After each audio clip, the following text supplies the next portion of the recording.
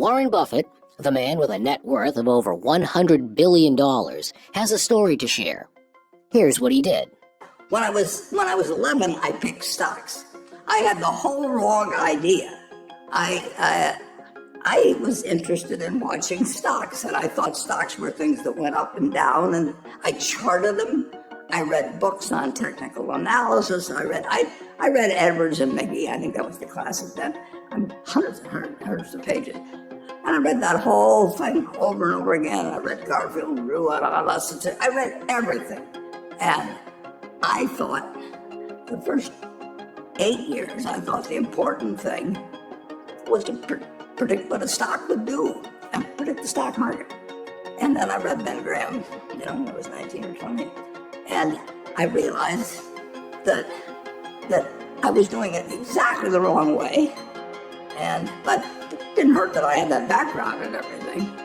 I rejiggered my mind, and when I read the book, The Intelligent Investor, and from that point, I never bought another stock. I bought businesses that happened to be publicly traded, but I became an owner of a business, and I did not care whether a stock went up or down the next day or the next week or the next month or the next year, and I didn't have any idea what it would do. I didn't know what the stock market would do, but I knew businesses.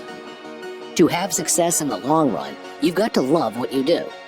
Buffett believes that finding your passion and sticking to it is the key to success. By doing what you love, you'll have the motivation to keep going even when things get tough. I'm a bright guy who's terribly interested in what he does, so I've spent a lifetime doing it. I've surrounded myself with people that bring out the best in me. And you don't need to be a genius in what I do. That's the good thing about it. If I went into physics or something, a whole lot of other subjects, I'd be an also-ran. But I am in a game that you don't need. You probably need 120 points of IQ, yeah. But 170 doesn't do any better than 120. It may do worse, probably do worse, but you don't really need brains. You need the right orientation. 90% of the people, I'm putting the figure out of the air, but 90% of the people that buy stocks don't think of them the right way. They think about something that they hope goes up next week. And they think about the market as something they hope goes up. And if it's down, they feel worse. I feel better. And I hope it goes down when I buy it because I'll buy more. I try to keep my competitive spirit in a game where I can win. I do know this.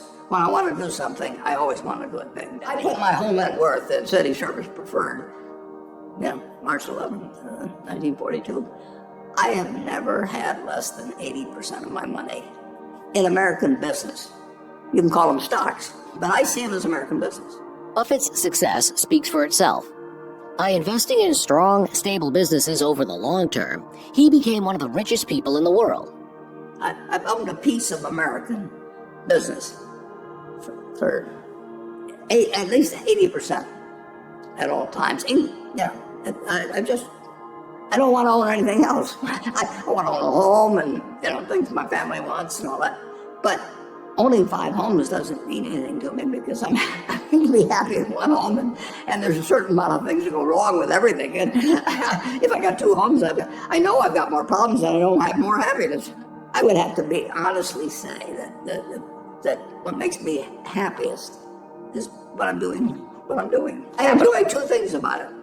One, I know I'll win over time. That doesn't mean I'll beat everybody else or anything like that, but I mean, the game is very, very, very easy if you have the right lessons in your mind about what you're buying. I'm not buying stocks. I'm buying pieces of overwhelmingly American business.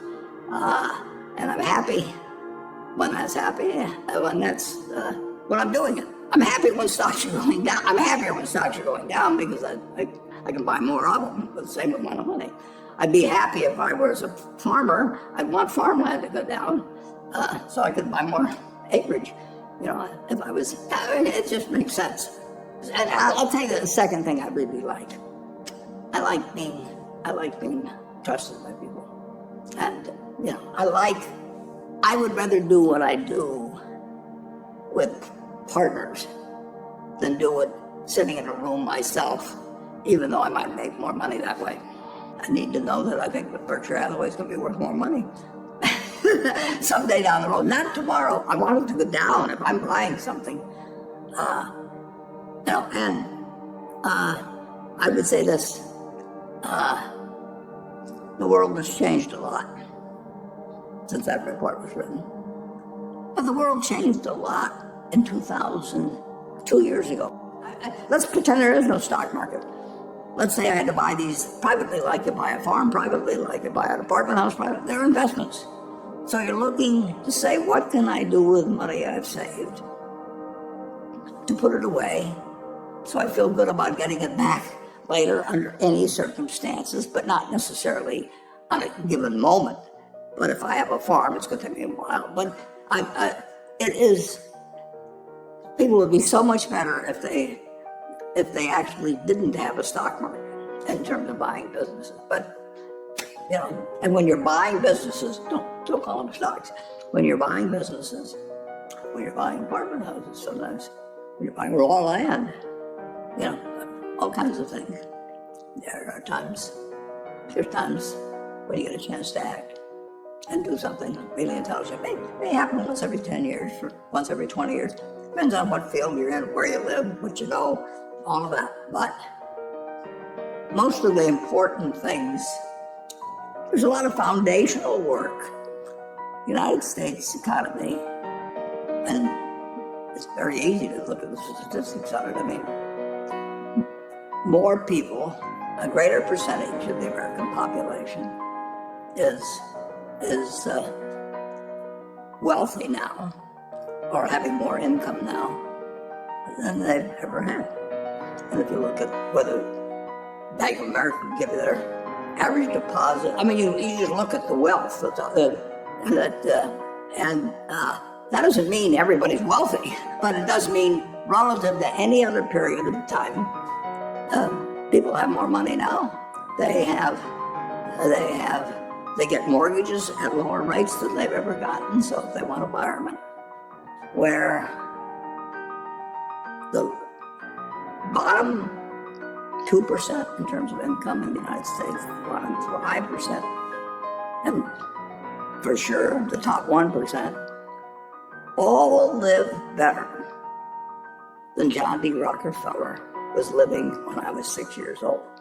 John D. Rockefeller was the richest man in the world. And today, you can get better medicine, better education, better entertainment, better transportation. You can do everything better than he could.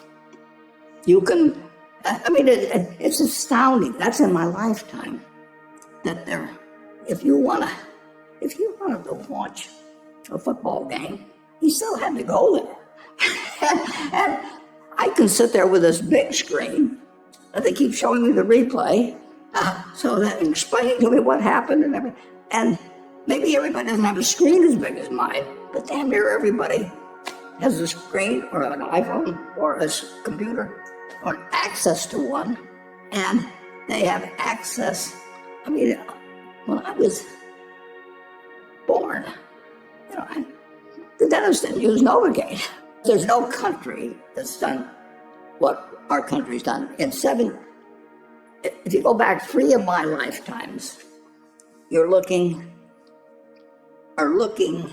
at less than 1% of the world's population, closer to half of 1%.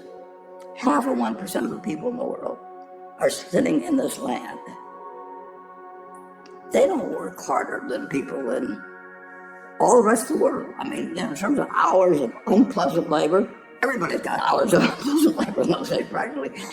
They don't come laden with gold, and they are half of 1%. And they work the same hours, they got the same IQs. They may be a little self-selected in terms of enterprise, in terms of going across oceans and things.